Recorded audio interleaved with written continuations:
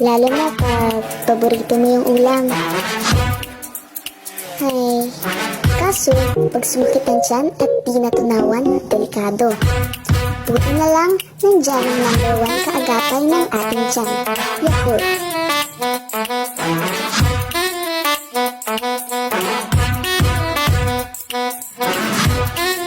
Ang Yakult ay isang fermented probiotic na food na may taglay na 8 bilyong Lactobacillus casei stringirota, isang good bacteria na tumutulong upang mapabilis ang pagtunaw ng pagkain sa iyong tiyan.